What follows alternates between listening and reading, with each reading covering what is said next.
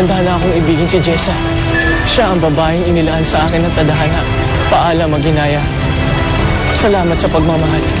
Nasaan si Rosella? Hangal ka! Bakit mo siya pinabayaan?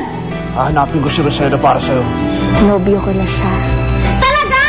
Yippee! Yes! Mag-nobyo na sila! Alam mo, maganda dito sa town namin, Oxan, Rafael. Kasi alam mo, masayahin ng mga tao dito, tsaka tahimik.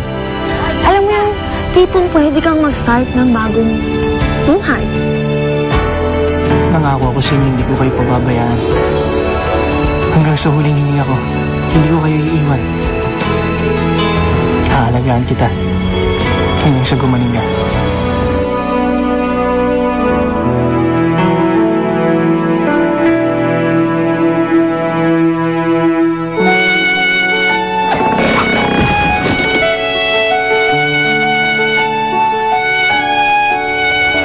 Nabi mo na pala si Dakila.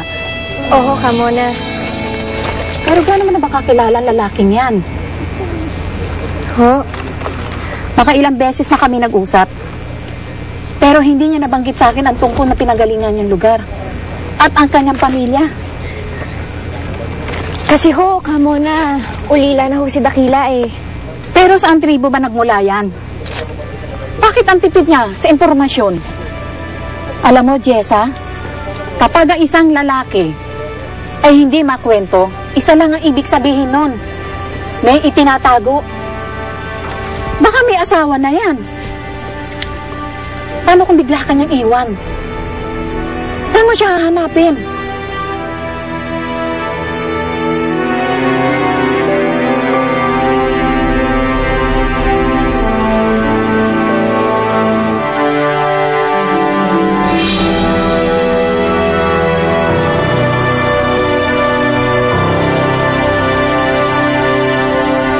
Jessa.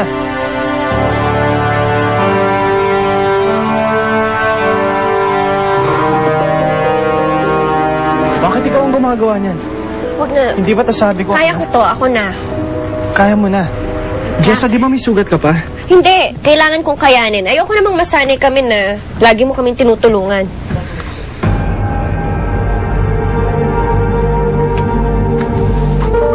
Jessa?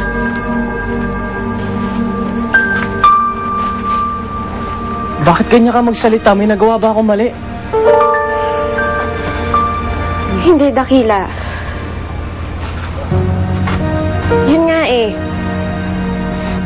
Wala kang ginagawang mali. Pero yun yung masakit. Lahat ng gawin mo, tama sa paningin ko. Bawat gawin mo, lalo lang akong napapamahal sa'yo at nalalapit sa'yo. At natatakot ako, Dakila. Bakit ka natatakot, Jessa? Mahal na mahal din kita. Walang dahilan para matakot ka. Pero anong alam ko para mahalin kita ng ganito? Isa kang estrangherong dumating sa buhay ko, Dakila. Niligtas mo ko. Pero ano pa ang alam ko sa'yo? Galing ka sa malayong lugar. Mahal mo ang yumao mong nobya na si Aginaya. Naulila ka sa mga magulang mo. Pero sapat na ba yun, Dakila? Jessa, ano pa bang kailangan mo? Gusto kong malaman ang lahat-lahat. Ang lahat-lahat tungkol sa'yo. Kung talagang mahalaga ako sa'yo, hahayaan mo ako maging parte ng buhay mo. Nang nakaraan mo. Sige. Saan ko sisimulan? Simulan mo kay Aginaya. Ang lahat-lahat tungkol kay Aginaya.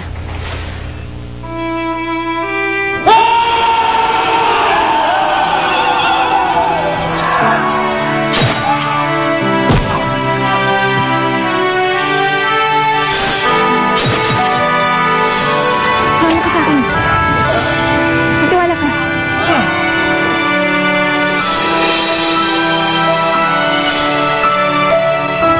Nililing lang ka ng babae niyan. Walang katotohanan na sinasabi ninyo, Ama. Iniibig ako ni Aginaya. Kapag sinuway mo ako, anak, mapapahaba. Dali na yan!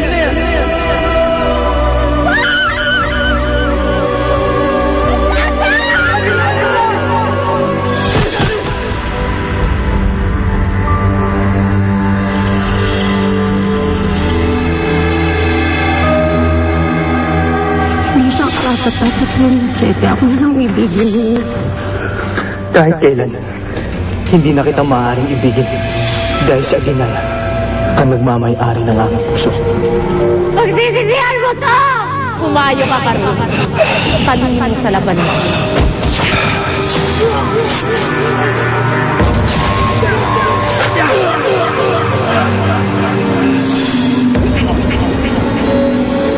Hindi man matubad ang lahat sa panahon ito. Marahil sa ibang pagkakataon, muli tayo magtatagpo.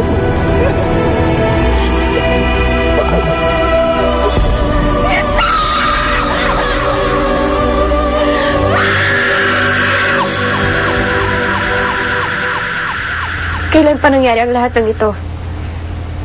Noon pa. Matagal na panahon na, Jessa. Pero bakit buhay na buhay ka ngayon? Tinupad kasi ni Bathala ang dalangin ni Aginaya. Kaya nabigyan kami ng pagkakataong mabuhay muli. Upang mag-ibigan ulit.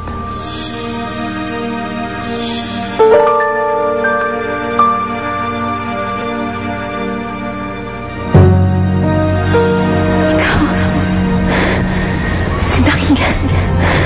Isa. Si Aginaya. Tunay na mahiwaga ang paraan ng Bathala. Tinupad niya ang kanyang pangako. Ibinalikan niya sa akin. Aginaya. Nagbalik ako para bawiin ka, Machete.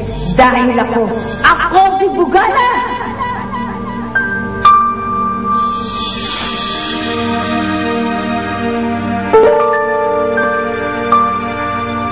Napakagandang kwento ang isinalaysay mo, Dakila.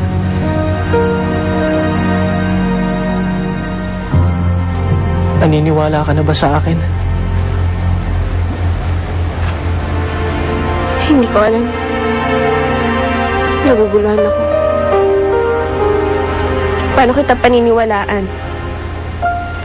Tulungan mo ako para maniwala ako sa'yo.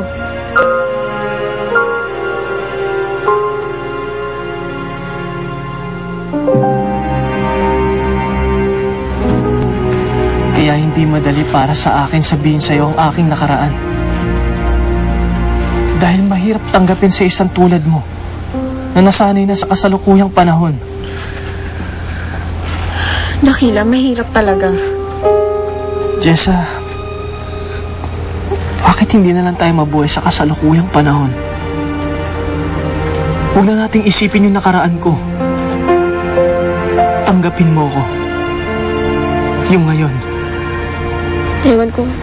Naguguluhan ako, Dakila.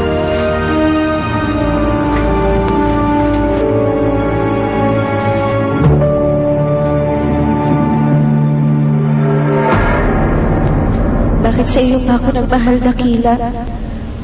Anong klaseng pagkatao meron ka?